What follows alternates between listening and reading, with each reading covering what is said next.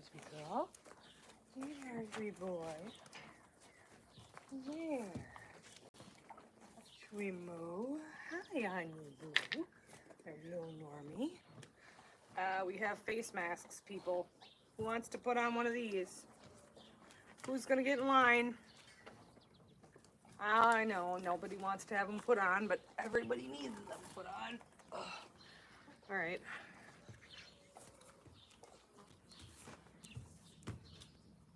Wait a minute. Oh yeah. Normie, this one's yours.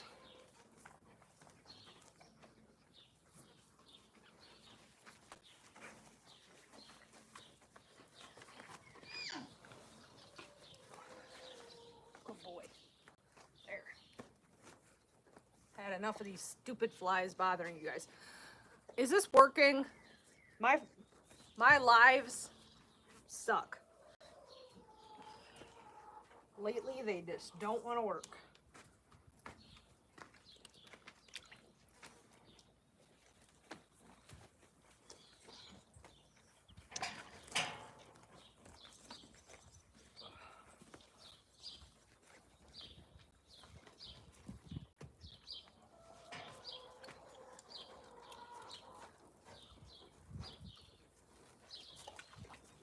Oh.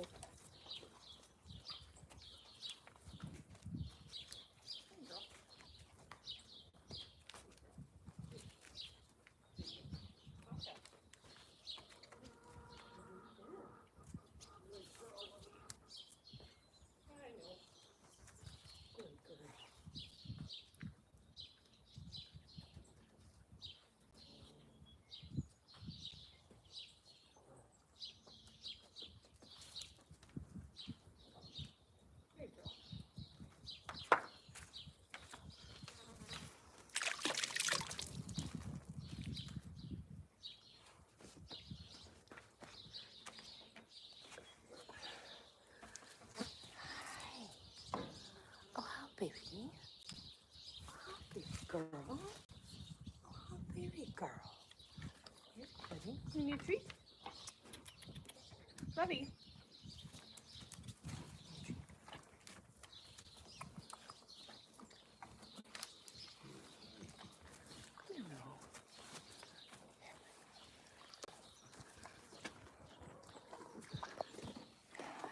Babies. Hi, honey. Little girls. Okay. Get. Hi, everybody. Hello, hello. Welcome. Okay, I'm glad it's working. Sometimes my lives are wonky and I see that there's 56 people on, so it must be working. Sometimes my reception here is not great. We're located in Minnesota. These are my horses. This is Lovey. She was from a kill pen. This is Normie. He's 16. He's my first horse. He's an Arabian. Both of these are Arabians. And that's Mr. Musta. He was an Amish horse. They are in from their outside time. Pasture next door. Phoenix is watching us. Phoenix is right there. He's keeping an eye on me. And then I have two minis that are also from the kill pen. Oh, no. I'm here today. I leave tomorrow and I will be gone. So there will not be a live tomorrow or Sunday.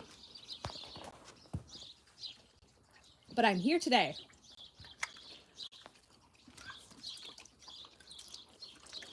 I'm actually going to grab some fly spray and spray these guys quick. These are my babies. I'm going to go grab fly spray. This is absolutely insane out here.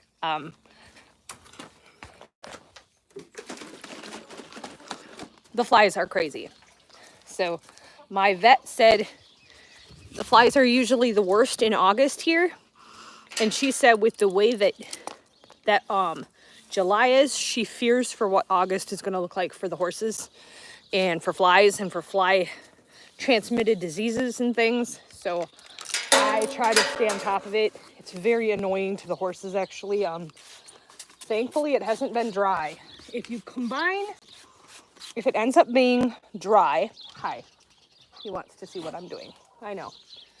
If it ends up being dry, as well as having a ton of flies, and the horses are stomping a lot, moisture on their hooves, so there's this special stuff that I get that I put on them.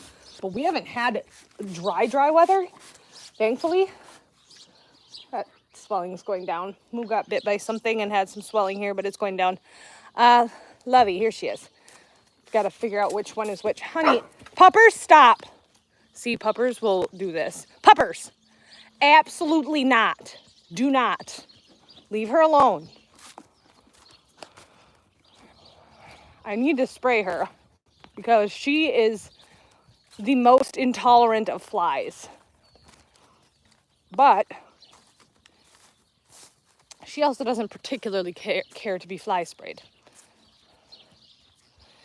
She thinks she's going out. She's not. She's going to get fly sprayed. But she plays a game with me at times, so I play the game with her. So here's what I do. I'll show you guys this. This is real life.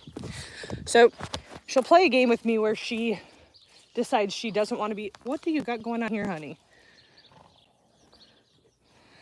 I don't know if you're getting bit or what, but I have a feeling being sprayed is going to help your cause. Well, she's letting me spray her now. I was going to show you guys what we do when she decides that I'm absolutely...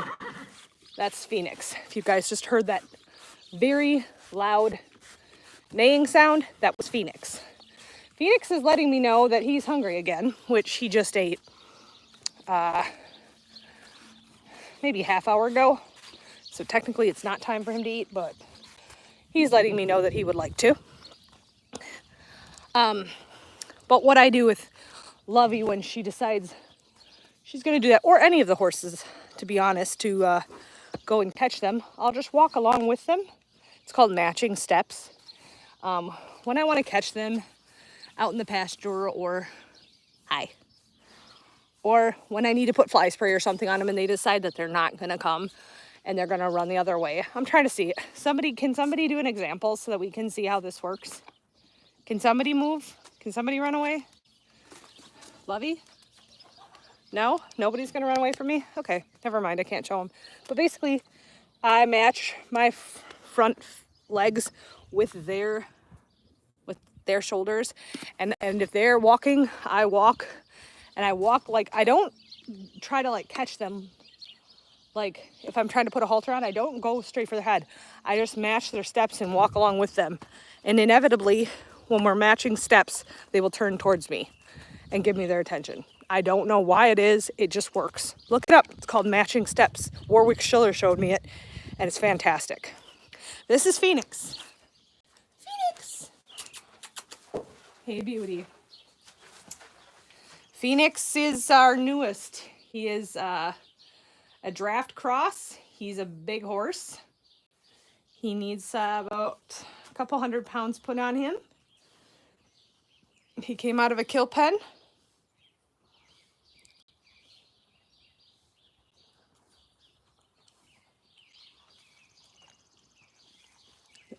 This is Minnesota. We are in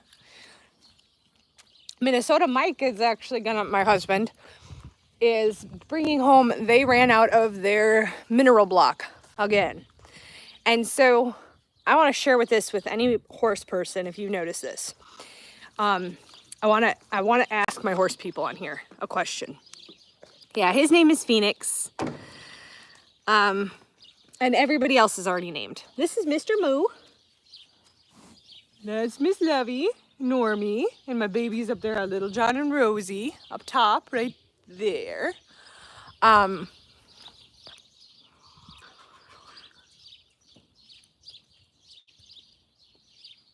So, okay, horse people, here's what happens. So my horses have, they have limited turnout. So we have 5 acres of pasture, but we do not let the horses out there all the time. They go out for a couple hours in the morning and a couple of hours at night, okay? So I keep a mineral block. It is not like a hard block. It's like a soft block. I keep a mineral block in there. And these horses are turned out every day and they come back and they eat on that mineral block. Now, If I do not have the mineral block, because I haven't had one for 2 days because I ran out. So I didn't have any for 2 days. If I don't have the mineral block, they'll start eating the ground. They'll start eating the ground. They'll start eating the dirt. And they don't want to go out to pasture. This morning, I went to let them out, and they just kind of sat in here, and I'm like, what the heck? They did not want to go out. And I kind of had to shoo them out there. I was like, all right, you guys, let's go. And so there has to be some kind of like mineral deficiency or something that happens when they're eating the grass that causes them to like need the mineral block. Because I'm telling you, and these 3 will put down one of those mineral blocks in a week and a half these days. And the mineral block is like $20, so it gets really expensive. But if they don't have it, I found that they're constantly eating dirt. So I'm curious if anybody else has had this problem. Like, if I have the mineral block, we're good. But without the mineral block, they eat dirt and they don't really want to eat that much pasture. Hello, welcome. Thank you for the fan art. I was absolutely impressed yesterday and loved it. So did my kids and my husband.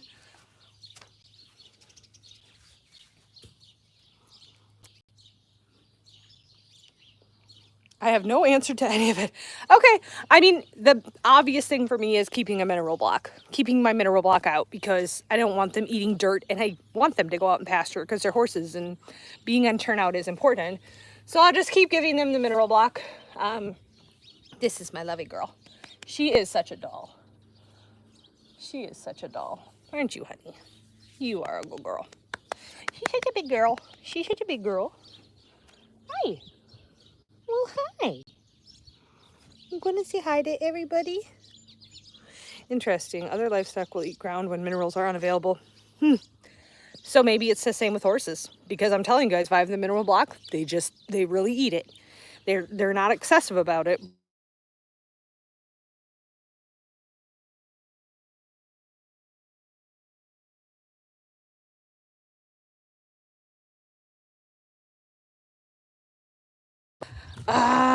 Hold on, guys. Okay, sorry. I'm back. Okay, sorry. I'm back.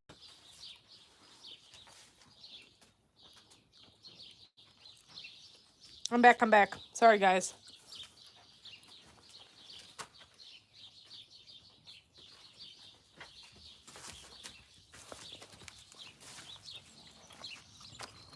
Everyone here is just not sure about things. So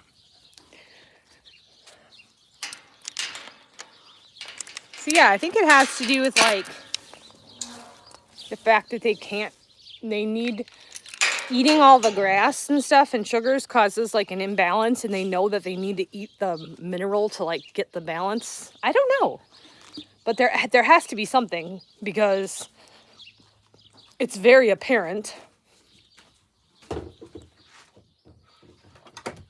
I am gonna feed him right now. I'm gonna feed Phoenix.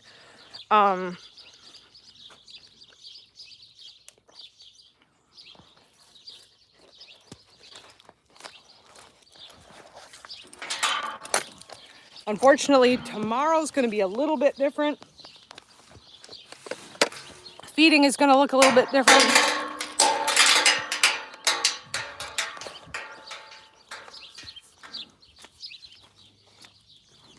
Hey, James. Phoenix.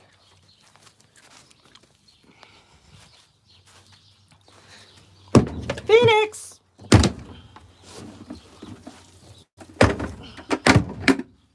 Hey, big guy. Come on, buddy.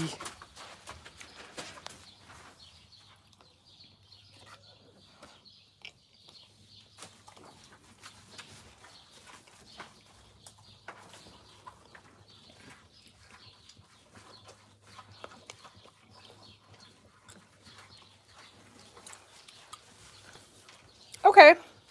Scottish Highlands, very cool. Mr. Phoenix.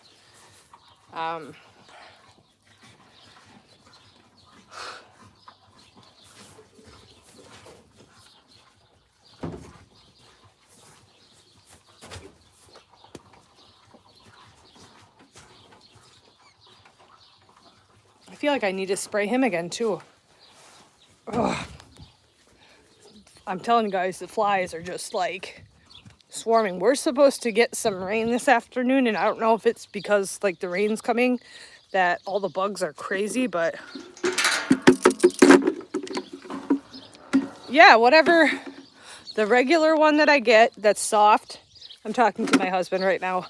The regular one that I get that's soft, and then the other one, it doesn't matter. As long as it's a big block for horses, it doesn't matter. It's more or less for Phoenix. It's for Phoenix, who's already getting what he needs. It's just to keep him busy. He's getting the minerals he needs. It's just if he needs a little bit extra for him to lick on.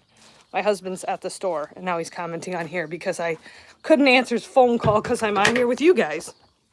So he's talking to me on here. So basically, I have this soaking, and now this is starting to soak. And then I add probiotic. I do this, add this to different ones, but I've already added it today. Hair, skin, and coat. And this Daily Red crushed garlic. And I also add this Apple Elite electrolyte powder. I actually need to add this for today's. Yeah, it's a lot of supplements, but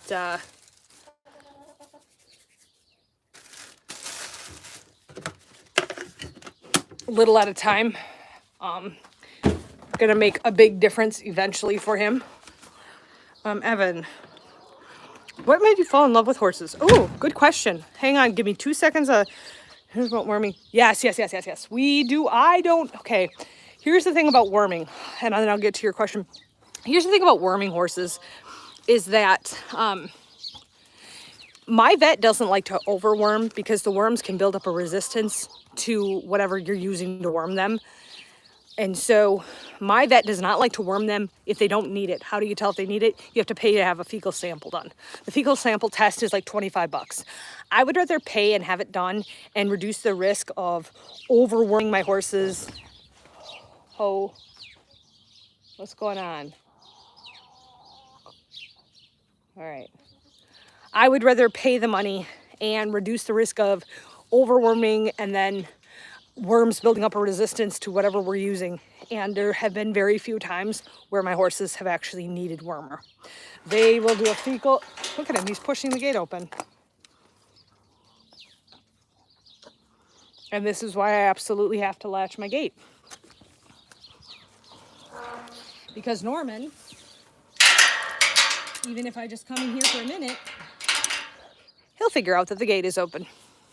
So I'm really, especially with new horses, I'm really cautious about it. But you can, if you know what to look for too, you're like, oh yeah, this horse, some of them are like, that you see in kill lots, you're like, oh yeah, they need to be wormed.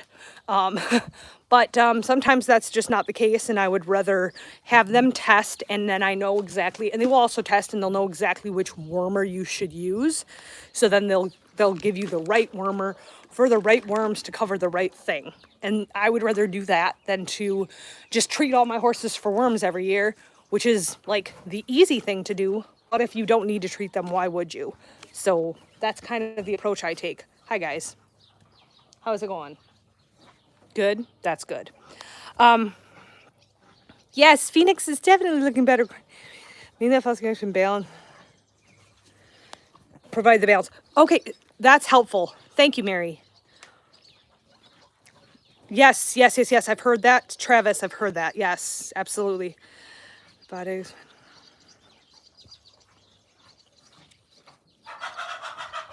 So, I grew up,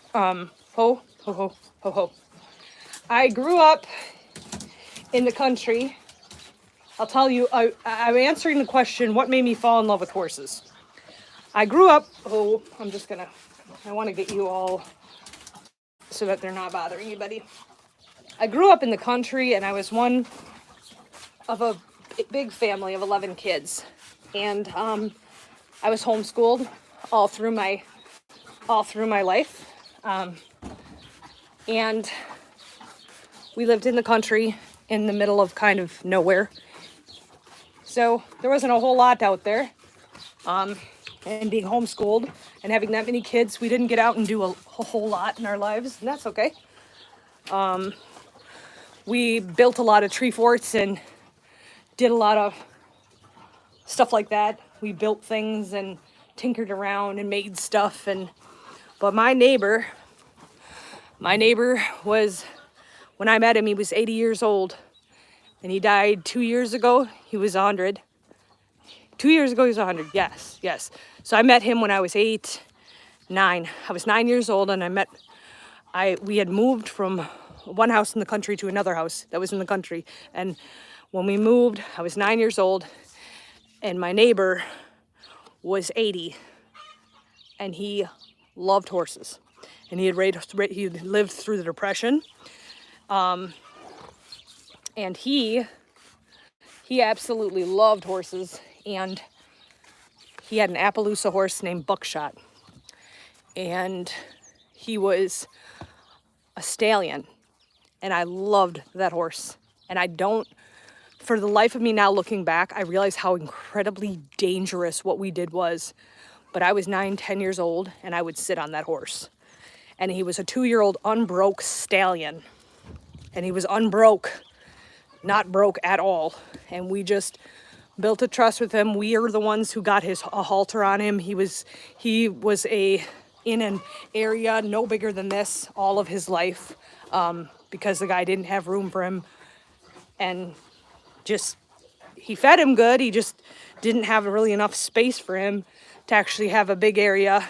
And that kind of started it.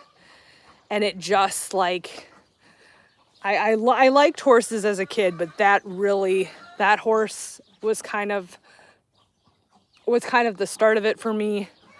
And then when I was probably 12 or 13, I took some lessons, but I didn't actually learn like a ton from my lessons. Being broke means they're trained to ride. They're gentle. This horse was completely unhandled. He was 2 years old and a stallion and not handled, not gentled, like wild, very wild. So then, let's see, I took some lessons, but they didn't teach me a whole lot. But I did take some lessons because I loved horses. And I always said like, oh, I'm going to have horses one day. And then when I married Mike, he told me like within 2 weeks of knowing him, he knew that I loved horses. And he told me, I am going to get you a horse. And he promised me that someday he would get me a horse. And that is where Normie came in. This is Normie. And what happened was, I'll tell you guys the genuine, honest truth. I saw Norman on Craigslist. This is Norman. And it's an Arabian gelding, 16 years old. And I bought him. And after I bought him, I started looking up information on Arabians. And I was slightly mortified because everybody says Arabians are not for beginners. This is not a beginner type horse. If you're going to get if you're a beginner and you don't know anything, don't get an Arabian. And it kind of scared the living daylights out of me because I'd already bought him. And he has proved to be nothing but a complete sweetheart. And he has been an amazing horse. It took a little bit because he was my first horse, and he was very, very smart, and he was very well trained, and I was not. And so a couple months into having him, I realized that I didn't know what I was doing, or I thought he didn't know what he was doing.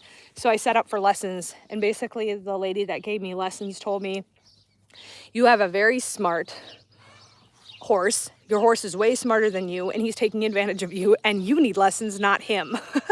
So I would take Normie to this barn, and she taught me how to ride him, and she taught me how to do everything with him.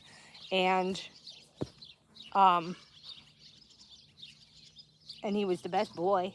So he was the best thing that I could have had for a first horse. And I stay in contact with the lady that I got him from. I still talk to her. I just sent her a picture of him the other day because she got him from a rescue when he was 1.5 years old, and she worked with him, and she did all the work on him, and she had him for all of his life.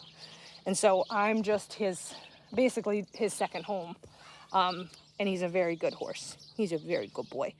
And I think she was a little shocked at how much that he's done here, like with my kids and with my husband, like everybody, with new beginners. Like I think she's even a bit shocked at how much you are. But that was Normie. And then after I had Normie, I started to learn about kill lots and kill pens. And I at first I just fell in love with him, and then I started to learn about like kill pens, and I didn't know about those before. That was the first time I'd ever heard of something like that. And so I started like watching one, and then I rescued a horse from a kill pen. And yeah, it's definitely been a journey, and like I've learned a lot since my first guy, Normie here. Oh yes, absolutely. Not a bad. I don't think horses are born bad. I think people screw horses up, just like kids. I don't think kids are born naughty. I think parents don't parent, and then you end up with a naughty kid. And I might get some crap for that, but I don't care. It's the truth. A lot of times when you see a kid that's overwhelming, naughty, screaming at the top of their lungs, obnoxious, you can bet that the home life isn't great, and the parents may or may not be. I mean, it's not always that case. Of course, kids will be kids, but sometimes those really stinker ones, somebody failed them. Someone failed them. Horses are the same way. A lot of times when you can take a bad horse, you can trace it back to a bad human who didn't deal them a good, fair chance at life. That's why I will not take a horse under like 10. I'm not going to buy a horse under 10. Why? Because I don't have the skill set to work with a horse with a horse that needs a lot of work, and I know that. And so I acknowledge that, and I'm not going to do that because I'm not going to get a horse and then flip it. And I don't just like, I don't have the skill set to take on more than you can handle. People do it all the time in the horse world. Oh yeah, I can do this. No, you can't. Sometimes you can't, and you just got to admit what you can handle and what you can't. And if you can't handle it, don't do it, because you can ruin a good horse. Or you can ruin a horse with potential because you think you know what you're doing and you really don't. I mean, that's just my personal. Yes. Hello, Robbie from Duluth. Yes, I agree. So some horses and some horses like Lovey, something happened. I don't know what her story is, but she has potential. And she's very sweet, and she's opening up, and we're getting there. But I think somebody really broke her trust somewhere along the line. Somewhere along the line, somebody really, really broke her trust. And getting that back isn't something that happens with the snap of a finger. She's not like that. She's just, something happened. I don't know what it was, that it takes her longer, and that she's a little, he's pushing the gate to see if it's still open. Little stinker. Like, yeah, I don't know. That's my, you have to, with horses, that's the biggest thing. Like, people come on my channel all the time and ask me like, I want to get a horse. What kind should I get? Or I want to get, I want to have a horse. Like, and people really like horses. And like, I try to be, or my kids, I want to get my kids a pony because I would have loved a pony when I was younger. Yeah, but your kids may have no interest in a pony and they might not take care of it. And then you're going to be left to do the work. And do you want to do the work? Because if you don't want to do the work, maybe don't get your kid a pony, because a lot of times kids get ponies and then they don't really want to take care of them, and they don't take care of them. And you end up having to do the work, and then you end up getting rid of the pony, and ponies end up passed all over the place because people really don't have the ability to correctly take care of a pony, nor do they want to, and their kid outgrows it, or the kid doesn't really like it that much. much or whatever, you know what I mean? Kids go in phases, and if you don't have a kid that's really dedicated, they're probably just gonna not like pony eventually. Also, kids have this like pie in the sky idea. I like to normalize the fact that it's a frick ton of work. It's a ton of work. Having horses is a ton of work. Having ponies is a ton of work. It's a ton of work. Most of it is work. 95% of it is work, and the other 5% is it's work. I enjoy the work. So to me, it's great. I love it. I enjoy the work. But I'm not going to get the work for my kids because my kids my kids do actually spend a lot of time with horses, but I don't suggest it for most people unless you have a devoted kid, because kids go in phases and they might really want a horse and then 2 weeks after it might lose its luster, you know? Tell them about it, love. It is a ton of work. I get dumped. Oh, Della, that's terrible. It's a ton of money. It's a ton of money. It's so expensive. People do not understand how expensive it is to raise a horse. Especially a lot of people don't have land, so they have to pay to board them. If you have to pay to board a horse, oh my gosh, I don't know what the point would be, honestly. Because if you're paying to board a horse and the horse is staying somewhere else, how much time do you really get to spend with it? Like I don't mean to be, because I know so many people who board horses, and I know there's probably people watching this right now. I know there's people that watch my channel. They keep the horse somewhere else because they live in town or they can't have a horse with them, whatever. Okay, I don't know how you possibly build a bond with a horse if you can't be with them every day. And I don't know how it's worth it if you can't be with them every day and spend time with them, and you're paying someone else to feed them, and you're paying someone else to take care of them, and you're paying someone else to do whatever, and you can't see them and you can't interact with them every day. I don't know what the point would be of doing that. Like, I truly, genuinely don't know what the point is. And I understand that people do it. But like, what's the point? And some people really make an effort. They love their horses. They make an effort to see them every day and take care of them, and they board them, and it works out okay. But like, I spend every freaking day with these horses.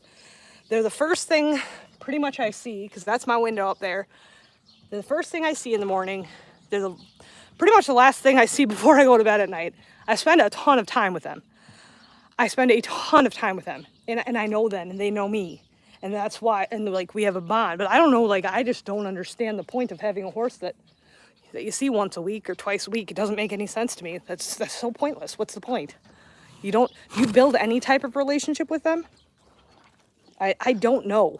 And I, like I said, I know people that do it, and they're like, oh yeah, but it's just like, okay, is that just so you can say I have a horse? Because how do you know them?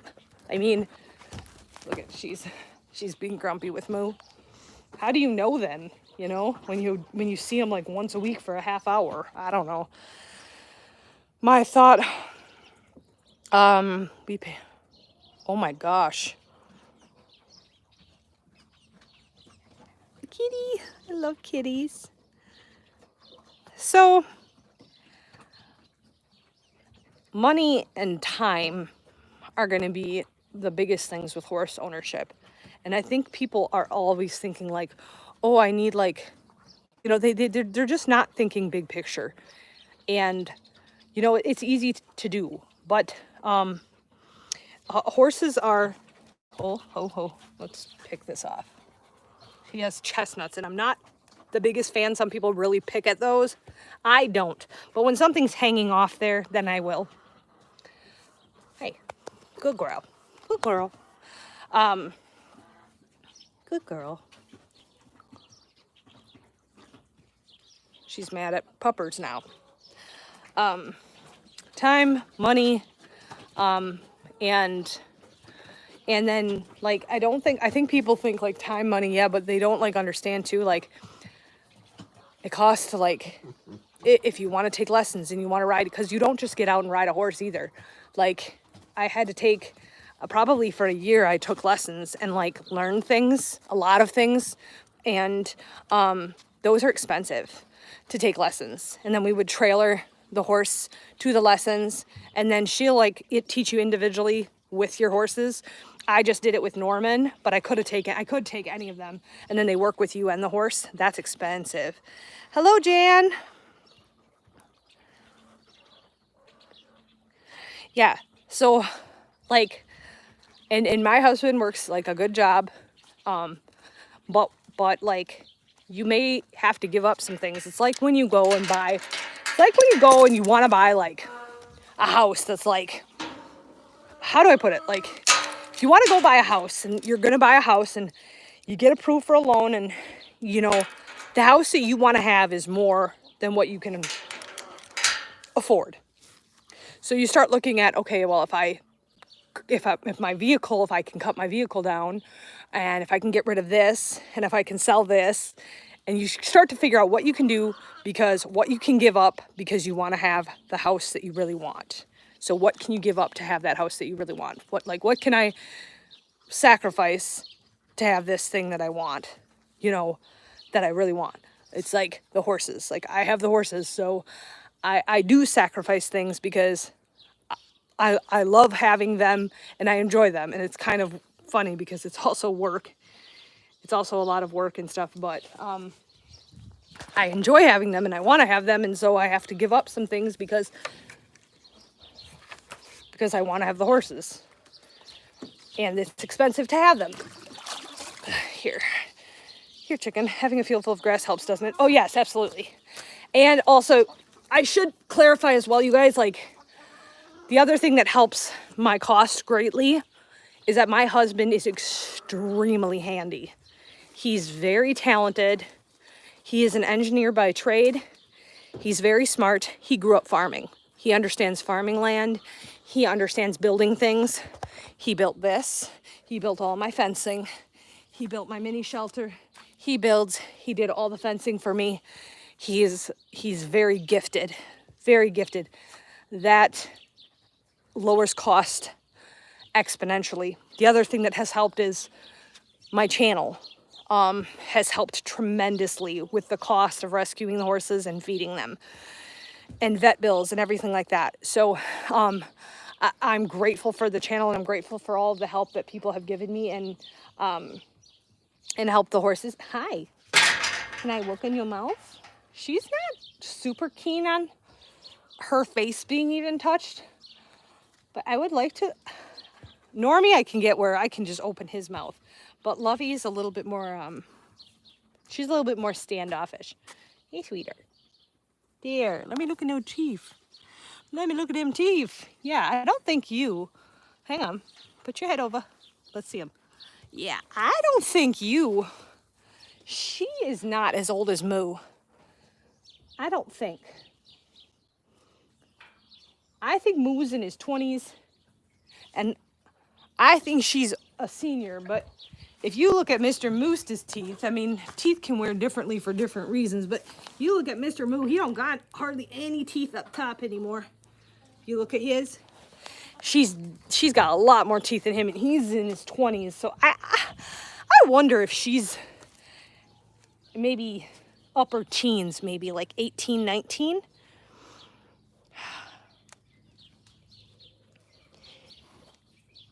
Hi. Hi, sweetie. No, I've encountered horses that do not know manners. Going back to what we were talking about before, I've definitely look at them pushing the gate.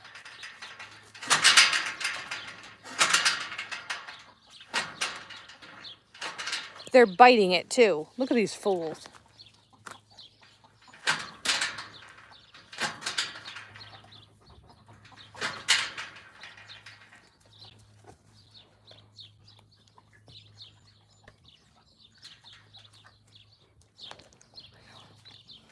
No, one of my things that I don't like in horses, and Phoenix and I are gonna have to work on it, because I can already tell when I'm walking with Phoenix, I can already tell that we're gonna have to do some work on some things, and one of those things is like, I don't like being pushed on by a horse, which means like I'm leading them and they're like getting into my space and crowding my space. I don't like that. I want a horse to respect my space, and we work on that through groundwork. A lot of times Amish horses don't have a ton of groundwork. They're broke, but you hook them up to something and you go. It's not like me and you relationship. You walk here, I walk here, we walk together. You know what I mean? When I say go, we go. They don't do that kind of thing. They just hitch up and go. And Phoenix is, when I've walked with him a couple of times now, and he's kind of crowding into me. No, I don't stand for that. And I've been nice and very calm with him about what I ask him to do, because he has no idea. He doesn't understand that yet. But as I work with him, we're going to see a lot of working on that, moving out of my space.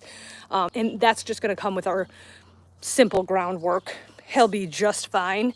He's not overly, but it is definitely, I don't like that at all. At all. So I'm here. Yes. Hello, Pamela. Welcome. Welcome, welcome. So I'm probably going to go pretty quick. It's 1:20. I'm getting ready because I am going to be leaving. So I'm not going to be on a live for 2 days, tomorrow and the next day. The weekend, I am off. I'm off horse duty. I'm off animal duty. I'm off kid duty. I don't do this very often. So as you guys can imagine, I'm just trying to make sure that I have everything set up. Hi, Normie. You guys should see what Normie's doing right now. He's smelling the phone. Now Moo's smelling it.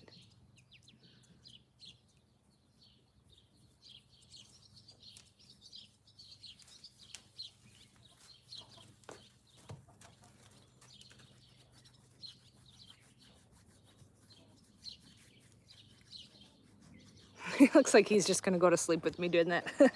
Hey, sweetheart. Woot, yes. It is a mini vacation for me. It's huge. I don't do this very often at all. I don't. We don't, me and my husband don't. But it's much needed, let me tell you. The past couple of weeks with Phoenix have been exhausting. Don't worry, they'll be in excellent care. Melody is fantastic with the animals. Everybody will be in good care, but it's just one of those things sometimes, you need to break before you break. And so the break will be much needed, but I will not be on a live until Monday. And then I'll share, how things are going. I really think I'm going to speak to my vet again about the quitting because, we're coming up on 2 weeks since the vet came, and we're still having some serious problems with poor Phoenix. So I kind of want to ask her about that. But I just have stuff to get ready. I have to make sure everybody's waters are completely filled and get some things ready. I just mixed all the feed up and got all the feed out of my van. I go to the store, I get the stuff, and then I have to mix it and fill, but I got all that done. And just make sure everything's set up. I have lists for everything. And then I'll be up bright and early tomorrow to try to get everything set up and make sure everything's ready. But we appreciate everybody on the channel. If you haven't yet, subscribe. Thank you guys so much. Thank you. Yeah, I know it's going to be wild. I mean, that's something I'm also going to be adjusting to this fall. I've homeschooled my kids, all my children. And my oldest started going to a private school 2 years ago. And she loved it. It was her time. She really wanted to go to school, and we were having some issues at home, and it was apparent that she needed something different than I was able to give her. And so she went, and she's honor roll every freaking month, or every quarter. She's on the honor roll. She's so smart. And so she was in 5th grade when she went. And my second had started expressing interest in going to school as well. And as hard as that is for me, because I literally from the time they were, I've only been a stay-at-home mom and homeschooled my kids. She expressed interest, and then my youngest daughter, they feel it would be beneficial for her to start for the social reasons, getting into school, and I agree. So this fall, I'm not going to have all of my children at home, which will be extremely difficult because I'm used to that. That's my entire life. So that will be a huge change for me, but it will also give me a little bit of freedom to do some of the things that I've invested in, like my horses. I've just devoted most of my life the past 12 years to my kids. All of it. I have hobbies and I have the horses and I have the animals, but I've done a lot with my kids, and I know them well, and I know they're good kids, and I know they're going to do good in school because they're good kids. But it's going to be very hard to not have my kid be at home with my kids every day, because that's my life. It's my entire life. So the school year this year is going to look different. I will have my little boy, and he's going to start preschool / kindergarten. He's technically preschool age, but he's uber smart, like crazy. He has his dad's mind. His dad's an engineer, and he's like gear brained and very smart. So he is going to be starting. So I will have him at home, but it's going to look different, but it will free up some time for me to work with my animals and do some of the things that I need to do. So yeah. Oh, Luna, you're sweet. I wish I was a trainer or a lesson person, but I'm taking lessons myself. I'm still learning myself, so I wouldn't be a good one. Yeah. Yeah, my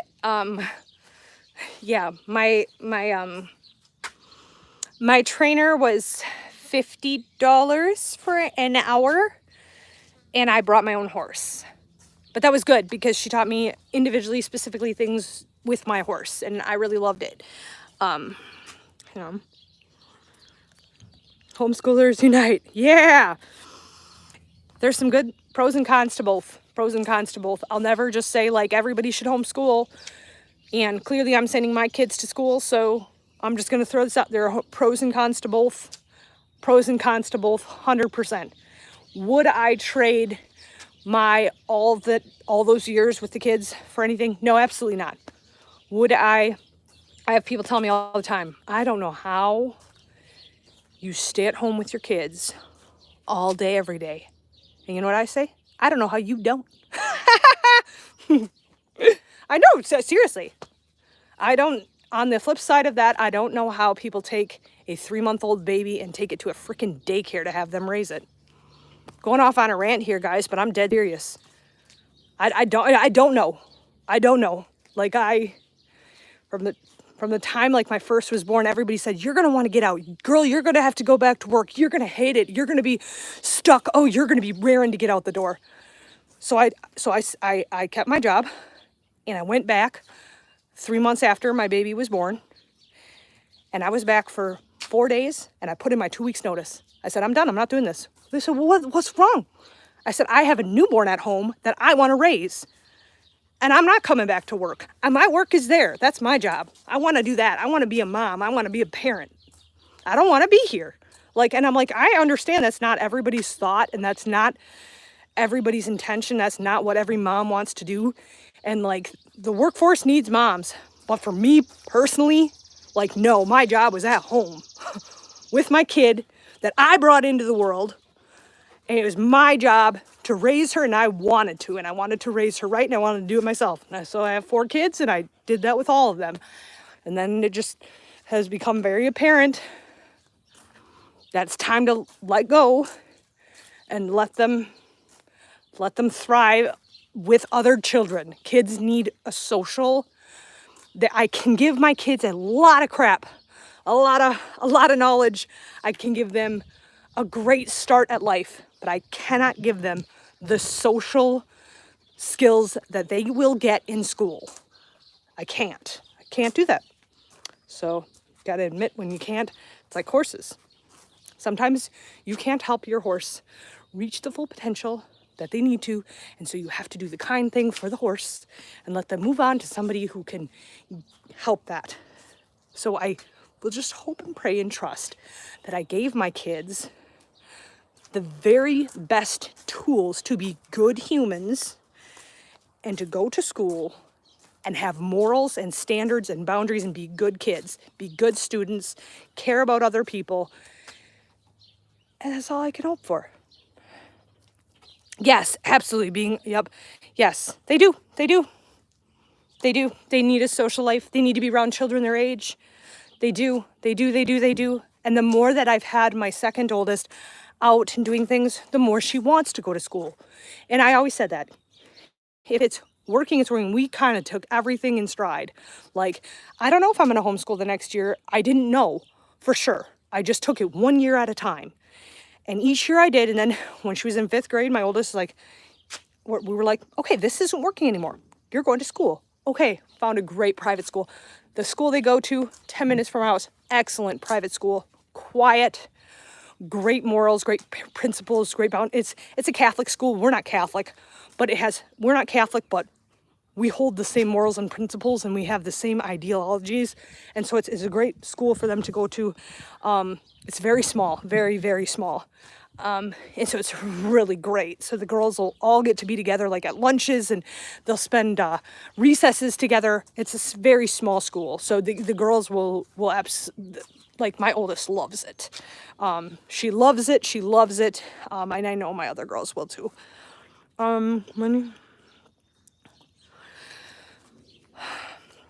So what I do is I do testing. So do the authorities oversee what I'm doing? I'm answering this question.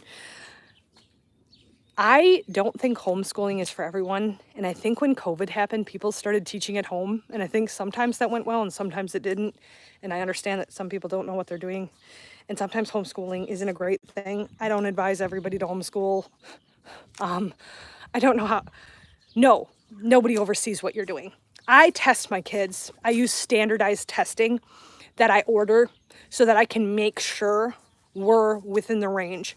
So I do testing every year with my children. There isn't anything you have to do. Nope. State laws, nope, nothing. So that's where things can get tricky, because people can say we're homeschooling and they're really not doing anything. And the kids end up being behind and really struggling. But we've happened to have the flip side. You know, I was so worried when I first started testing. I was like, what is this going to look like? You know, what if they were off the charts high in their scores, everything. They're very, very smart. Like I said, my daughter went to school, it just thrived. I mean, they're very, very, very smart, and I never pushed anything on them. Each child learns differently, and I learned very quickly to, instead of setting up like, this is what we do now, and we do this, and every kid's gonna start this at 4 years old, and then we're gonna do this. I didn't do that. It was very individually led. So my first started reading 4 years old. 4 years old, by 5, she was reading whole books. She was just nuts. That's Ava. She goes and get these books from the library. They're like that thick. I'm like, I haven't even read that. What are you doing reading Moby Dick? Holy buckets. She's so like, she loves reading. She took off when she was 4. Second one, she's 4. I was like, what is going on? She was not ready. Just not ready. She wasn't ready. So we waited.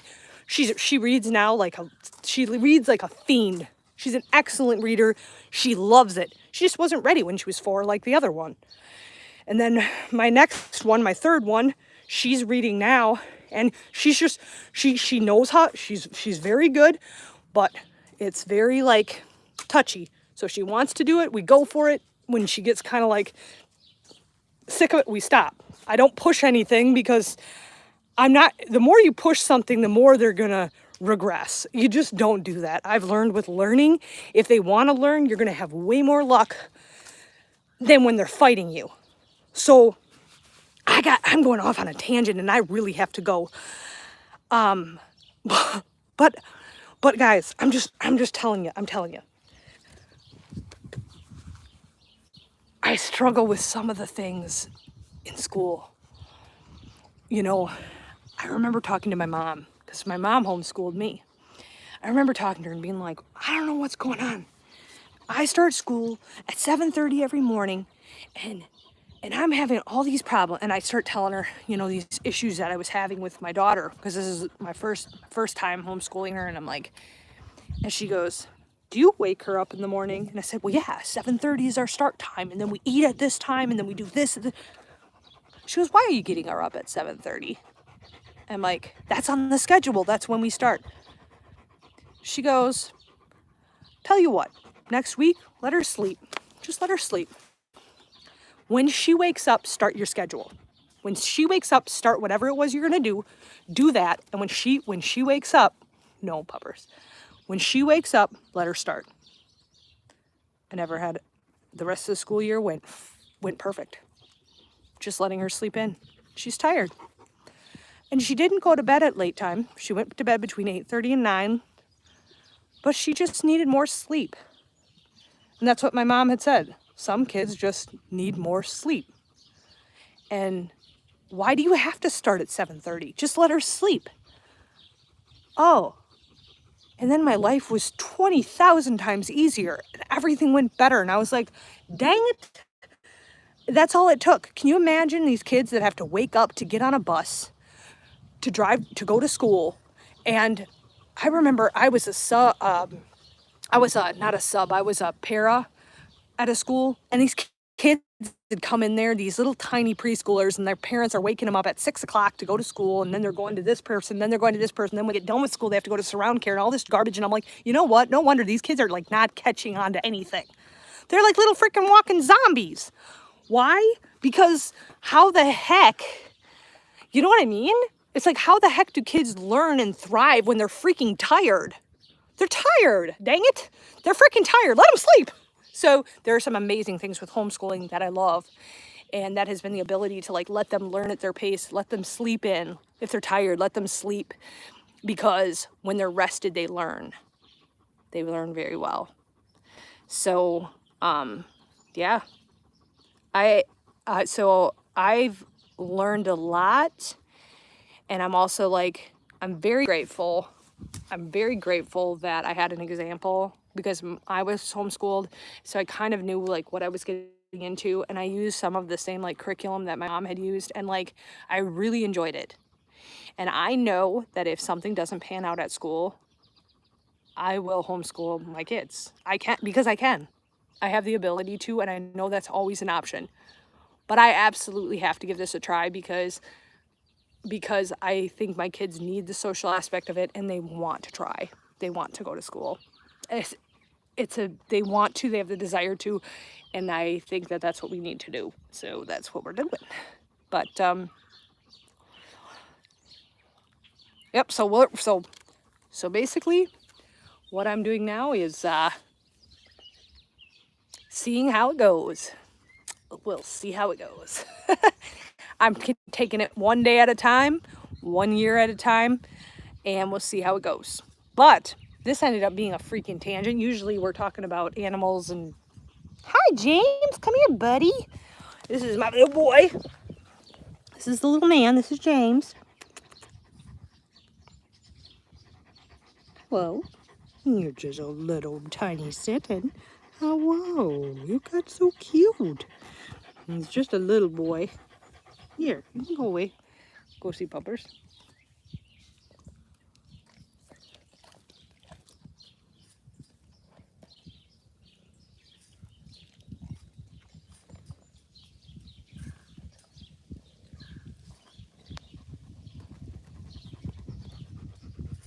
All right.